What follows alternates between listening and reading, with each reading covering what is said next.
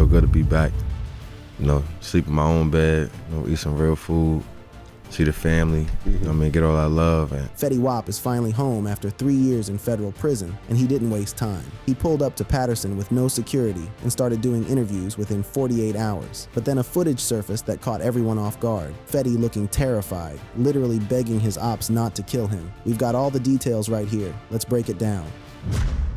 The homecoming nobody saw coming. January 8, 2026. Willie Jr. Maxwell II, the world know him as Fetty Wap, walked out that federal joint a free man. Homie had knocked out just over 3 years of a 6-year bid for that cocaine conspiracy charge. The First Step Act, that joint Trump signed back in 2018, let him stack up them good time credits through prison programs. That chopped like 3 whole years off his sentence right there. The 34-year-old rapper slid right back to Patterson, New Jersey. No hiding, no security deep. He pulled up straight to a family crib where like 20 to 30 of his peoples, relatives, and day one homies was waiting on him. They was hitting that 1738 chant heavy, you know, the signature Zoo Gang call, named after that Remy Martin cognac. Folks was playing his classic joints like Trap Queen and 679 in the background while everybody reminisced about his come-up days before the fame hit. Yeah, man, what's up? How man? you feeling, brother? I feel good, man. You ain't missed no push-ups, been eating your protein. Like you was taking full advantage of that time, huh? Yeah, a couple chicken packs and tunas and all that. See what I'm saying?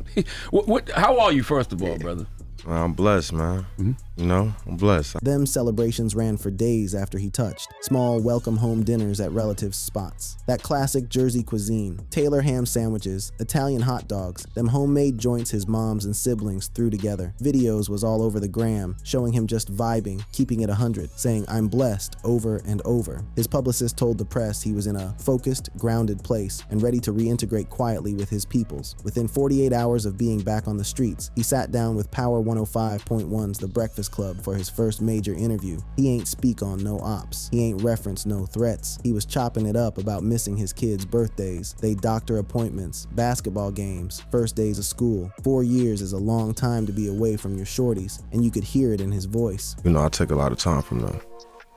And 4 years is a long time. You see your kids go from here to here, you know what I'm saying? And it's just like, I miss birthdays, I miss Christmas, I miss doctor's appointments, I miss daddy day at school and shit like basketball games, dances, all basketball games, football games, my son's first day of high school, stuff. Bro announced plans to start a foundation for kids with disabilities. This hit different for him because he'd been battling congenital glaucoma his whole life. Lost his left eye when he was just 6 months old. Doctors said both eyes were supposed to be affected, but they saved one. He uses cannabis occasionally to manage pressure buildup, just like the doctors recommended. Yeah, I had glaucoma when I was little. Matter of fact, my mother is here actually. Mom.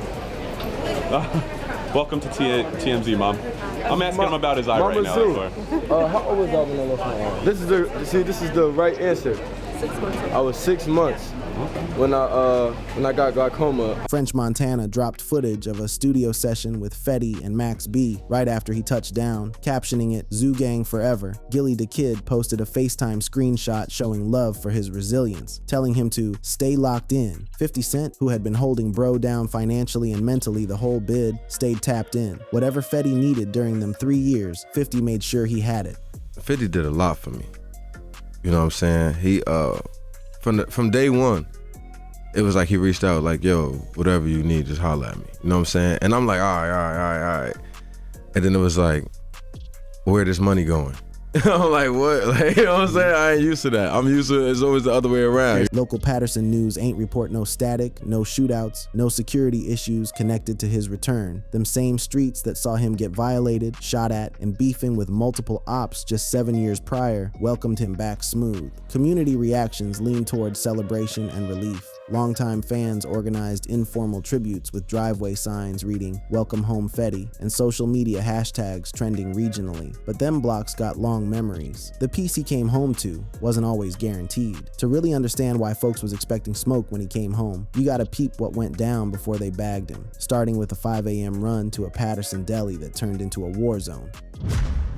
The deli situation that started it all. March 26, 2017, about 5 in the morning, the 24-hour Montclair Deli on Montclair Avenue in Patterson. Fetty and his Remy boys had slid through after a late-night performance. This was a spot Fetty had been hitting for years with no issues. That night switched everything up. The beef between Fetty and local Patterson rapper Raheem Fuzz Thomas had been simmering for a minute. It was rooted in the competitive hip-hop scene of their hometown, territorial disputes, personal slights, competition for who was going to be the face of Patterson rap. Subtle disses had been traded through music and social media posts, but nobody expected it to pop off like this. Thomas and his squad ran up on Fetty's crew inside the spot. It started as hands at first. Thomas allegedly pistol whipped one of Fetty's guys. Another dude snatched Fetty's signature 1738 chain right off his neck. That piece represented everything Zoo Gang stood for, and took his bread too. Surveillance footage came out later, showing Thomas rocking a bright red jacket, cap, white shirt, and pants, waving a pole inside the deli. Everybody in there scattered. Fetty hit the floor in all that chaos. They also ran off with a book bag from the homie who got pistol whipped, making the whole scene even more chaotic. About an hour after they got robbed inside, that beef spilled outside to the streets. Shots started ringing. 3 people caught bullets. Nobody died though. 2 of them went to St. Joseph's Regional Medical Center in Patterson. A third one pulled up to Hackensack University Medical Center, later seeking treatment for wounds. Word was one of the wounded might have been Sylvester Huffin, one of Fetty's day ones and executive producer for RGF Productions, who might have accidentally shot himself during all that. That was never confirmed though. Police found a .45 caliber Springfield on Thomas. That John had been reported stolen out in Colorado. They also recovered illegal armor piercing and hollow point rounds. No weapon was found on Huffin, and it stayed unclear if others let off shots, but reports said members of Fetty's crew might have started firing after the brawl moved outdoors. The law moved quick. Raheem Thomas, 36 at the time, got booked on weapons charges, but walked the next day because of New Jersey's new bail reform. They snatched him back up on March 28 after that video confirmed he did it. By March 29th, they added first-degree armed robbery, aggravated assault, and multiple gun charges including possession as a convicted felon, since Thomas had prior convictions prohibiting him from owning firearms. He appeared in Passaic County Superior Court that day, where a judge ordered him held at Passaic County Jail pending further hearings. Right after this went down, Thomas posted a since-deleted gram of somebody masked up wearing Fetty's chain, saying he ain't do it himself but still trolling his op. Fetty clapped back on socials, posting pics of himself with new chains, showing he wasn't about to let nobody see him shook. This whole situation showed how deep the beef ran in Patterson's underground rap scene. Thomas, who went by Fuzz, was coming up as a rapper with local crew ties. The static was about territory, personal disrespect, and who was gonna run the music scene in that area. That shootout was when it peaked. Fetty Wap wasn't no suspect. They ain't charge him with nothing. He was the victim in this whole situation. In the years following, the feud appeared to simmer down publicly. No major escalations got reported, though it occasionally resurfaced in rumors or old footage. Fetty kept releasing music and focusing on family, while Thomas caught them legal consequences that kept him out the spotlight. But this wasn't his. Only smoke. Before the deli, before the fame, there was another beef brewing, one that hit closer to home because it came from inside his own circle, from somebody who claimed to have built Zoo Gang from the ground up.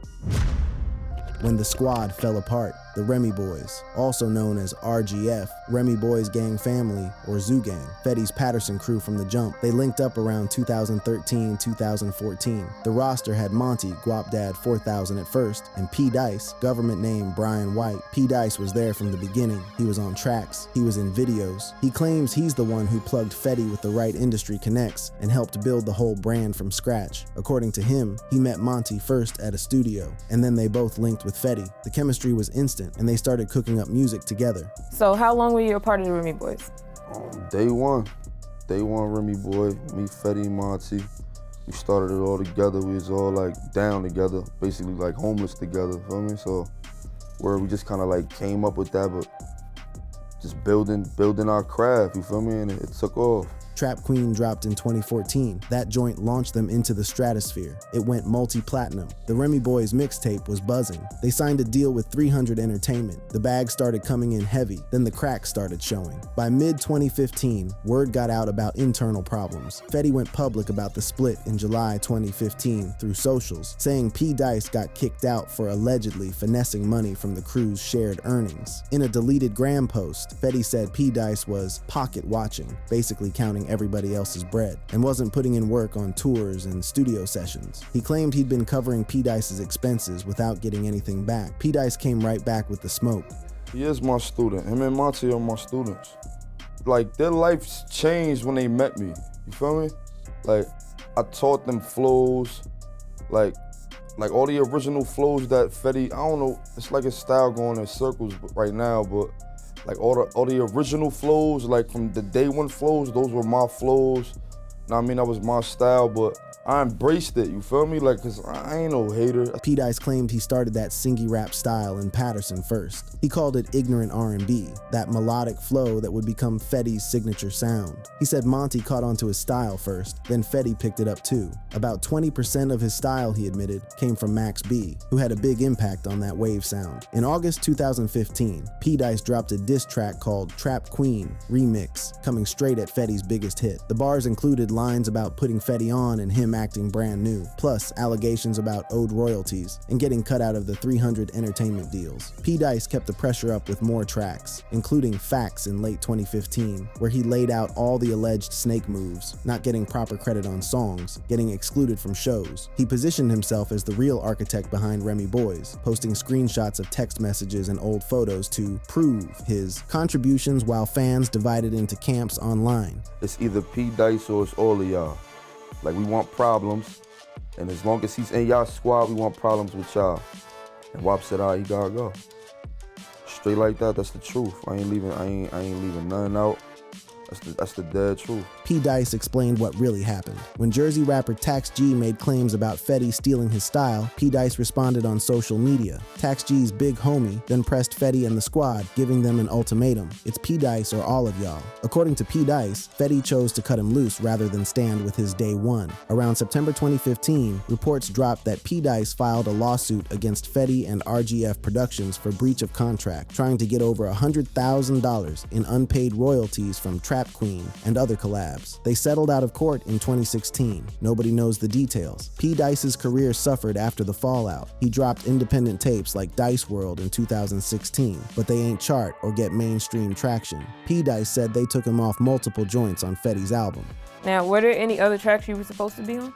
Yeah, I was on Whatever, and I was on How We Do Things, and I was on 679, I was on Rewind, I was on a lot of tracks. A lot of them on SoundCloud. Yeah. Word, but I was on at least 4 tracks on the album though.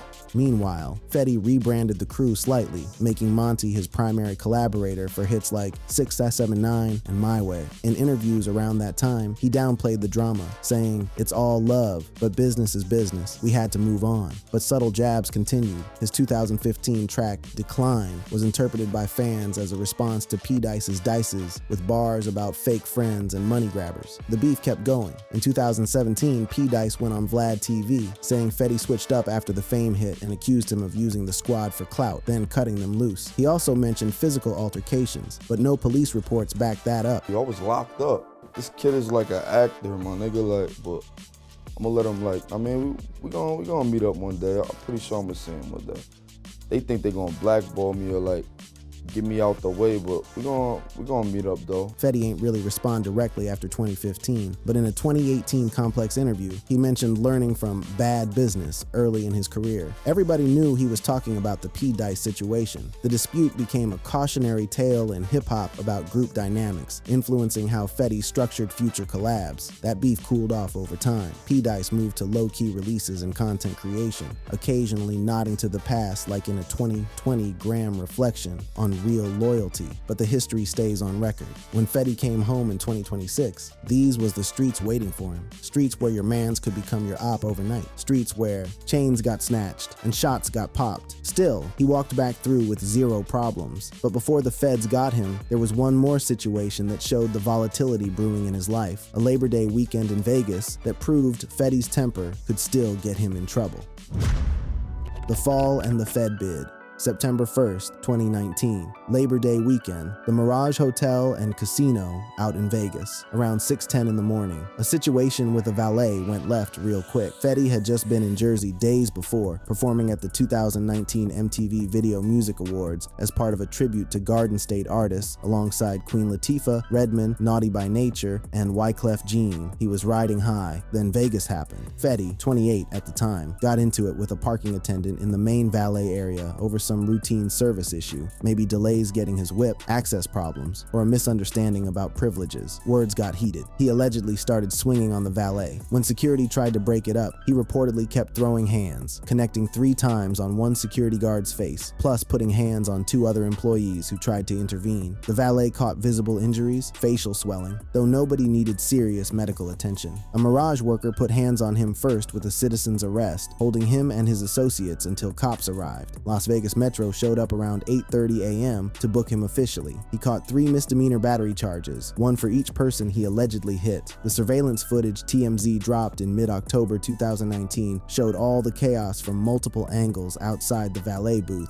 You could see Fetty stepping up aggressive, throwing at least 2 clean shots that landed on a security guard's head as others swarmed to restrain him. Guards tried to pull him away and pin him down, with shouts and rapid movement filling the frame before they got it under control. The whole thing lasted just minutes. He got booked at Clark County Detention Center, held for several hours, then posted bail and walked the same day. The charges got adjusted during the case. Formal documents reduced it to 1 count of misdemeanor battery, focused on striking the security guard. January 2020, a judge approved a deal that got the remaining charge tossed, contingent on Fetty staying out of trouble for a set period and completing any required conditions like anger management or community service. Case closed without a conviction. Unlike his other beefs, this wasn't no prolonged op dynamic, just an isolated, heat-of-the-moment clash with service staff. No prior connection between Fetty and the employees, no follow-up retaliation, no lawsuits from victims, no recurring issues at the Mirage. It briefly dominated headlines, then faded as he kept releasing music. But staying clean wasn't in the cards. October 29th, 2021. Citi Field, out in Queens, New York. Rolling Loud Festival. Fetty was supposed to perform. He never made it to the stage. Feds from the FBI and DEA grabbed him backstage, along with 5 other people, as part of Operation Crashout, a bust targeting a bi-coastal drug operation.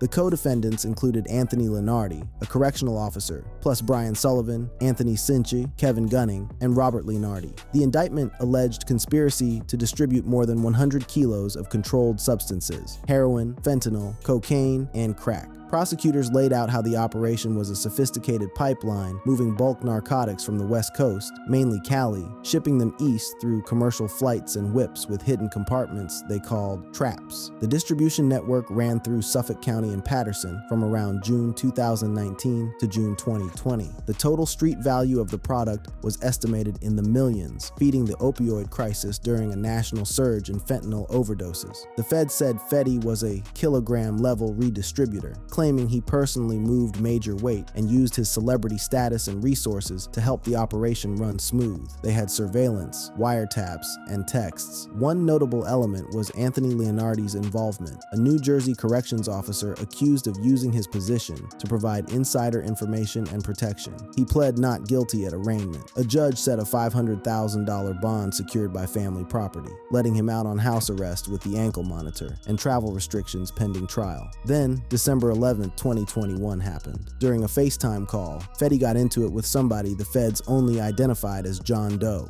According to FBI documents, the other person said some foul things, possibly bringing up Fetty's 4-year-old daughter Lauren, who had just passed in July 2021, and calling him a rat. In response, Fetty allegedly threatened dude's life multiple times, saying, "I'm gonna kill you and everybody you with," while flashing a pole at the camera and emphasizing his intent. The call got recorded. Visual and audio evidence showed him possessing and displaying the firearm, a clear violation of bond conditions that banned weapons possession as a convicted felon. August 8, 2022, the feds picked Fetty up in Jersey on a warrant for violating bond conditions. That $500,000 bond got revoked. He was remanded to custody at Nassau County Correctional Center, later transferred to Fed facilities like MDC Brooklyn, pending his drug case. His defense argued the outburst was provoked by the other party's inflammatory comments, specifically taunts about his daughter's death and accusations of snitching, but the court prioritized the objective violations over contextual provocation. August 22, 2022, he pled guilty to 1 count of conspiracy to possess and distribute more than 500 grams of cocaine, a reduced charge from the original multi-count indictment. May 24, 2023, Judge Joanna Siebert gave him 6 years in federal prison plus 5 years supervised release in a hearing at the Central Islip Federal Courthouse. He delivered a heartfelt statement of remorse, acknowledging the broader harm. "I hurt my community,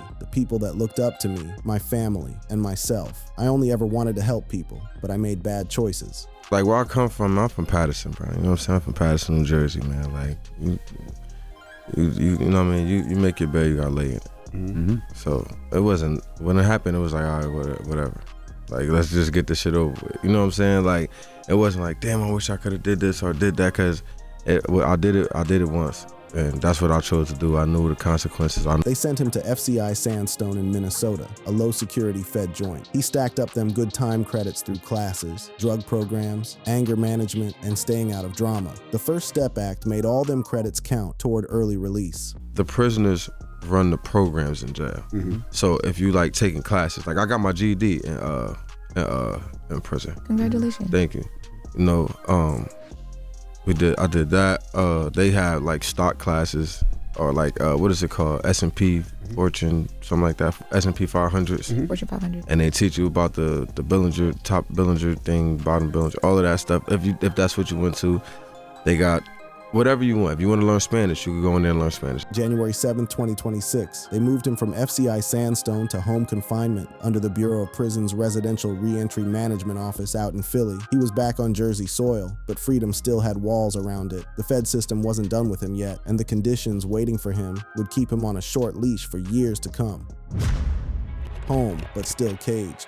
Home confinement sound like freedom. It ain't. Fetty's still technically in BOP custody, locked into strict rules that keep him away from potential drama with old block beefs and former associates from Patterson. They got him on electronic monitoring with the ankle joint, tracking his location every second, any unauthorized movement, and his PO getting alerts immediately, potentially sending him right back to the feds. He restricted mostly to an approved crib in the Jersey area near family. Anytime he want to leave, doctor visits, probation meetings, court dates, church, approved work. Like pre-cleared studio sessions, he gotta get permission first. Can't travel outside a certain radius without the feds saying it's cool. No spontaneous moves to high-risk environments like certain Patterson blocks tied to his past. They also hitting him with regular check-ins, unannounced house visits from re-entry staff, and mandatory programs like substance abuse counseling or outpatient treatment given his drug conspiracy conviction. Financial monitoring means he can't open no new credit, bank accounts, or make big money moves without federal approval, preventing any potential involvement in illicit funding sources. Random drug tests too, with positive results or refusals leading to sanctions. The home confinement's supposed to last until around November 8, 2026. Then he transitions to 5 years supervised release running until about 2031. That means continued reporting to a U.S. probation officer, searches without warrants if they suspicious, job requirements, restrictions on firearm possession, and no excessive alcohol use. Any slip-up could send him right back to the feds. Any contact with known felons, especially ones tied to the drug gang, would violate his conditions about association with persons engaged in criminal activity.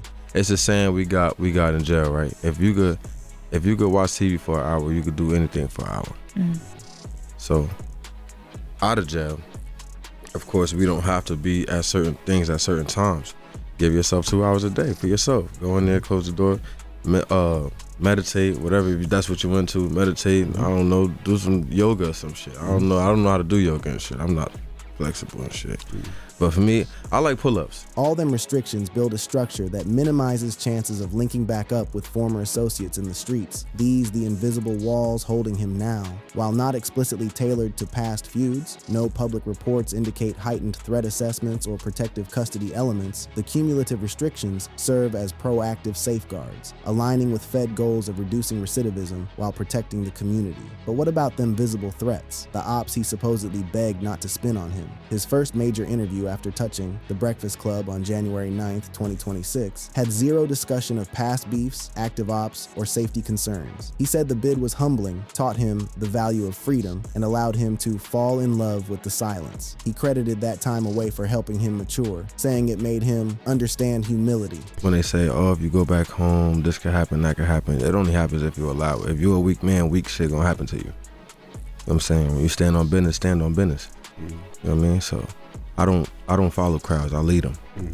You know what I mean? I wasn't of the Remy boys. I'm Fetty Wap. When they asked about going back to Patterson, he ain't show no fear, ain't mention no enemies. He said weak things happen to weak men. He wasn't about to let anybody see him shook or moving scared in his own city. A Gram post that the Shade Room ran had a long caption thanking fans, family, and supporters like 50 Cent while talking about his plans for philanthropy, programs for education, tech access, vision health, and youth development. He wrote about emerging stronger and wiser, committed to moving forward and using his platform responsibly. No mention of threats, no begging for nothing. Show kids, like, especially kids with disabilities. You know what I'm saying? Like, kids with disabilities, kids that's less fortunate, kids that, like, grew up without their pops or grew up without their moms or grew up in a foster care that, you know what I'm saying? It's nothing impossible. You know what I'm saying? Like, I wasn't supposed to be able to drive, let alone even see. I was born with congenital glaucoma. That beef with Raheem Thomas from the 2017 Delhi situation, no major escalations in years. Thomas caught them charges and stayed out the spotlight. The feud appeared to simmer down publicly, with no major incidents reported since. The smoke with P. Dice? Dead now. P. Dice moved to low-key releases and content. In a 2020 Gram post, he reflected on the past, but ain't make no threats. The rivalry became a cautionary tale rather than active beef. What are your thoughts on the rest of the Remy boys now? I don't really know what the, like, they just who they are, you feel me? Like, it is what it is. They who they are. I ain't holding no grudges. Like, I ain't mad. Like, I ain't holding, like, I'm working, you feel me? Like I told you, feel me? I'm doing me, so. But I just see how people are, feel me? Everything come back to bite us in the ass, though, feel me? Karma's a bitch. That Vegas situation, a one-time misdemeanor that got handled through diversion. No smoke came after, no recurring issues. Fetty came home to Patterson. They welcomed him with 1738 chants, not choppers. He sat for interviews within 48 hours. No security deep, talking about Chick-fil-A mac and cheese and cruise trips with his shorties. I never been on a cruise before.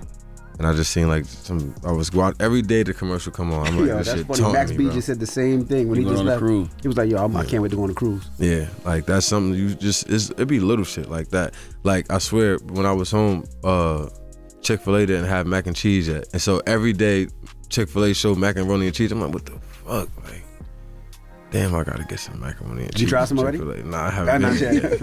But you know, it's like little things like that. You know what I'm saying? So, man, like I just want to love on the kids, man. Even his baby mama Masika, who had tweeted about being disappointed right after his release, softened her tone when TMZ caught up with her. She said she genuinely wished him peace and growth, that freedom is an opportunity, and she hoped he uses this chapter to change the narrative. Thank you for watching. If you enjoyed watching this video, click on one of the boxes playing on your screen to watch more similar content.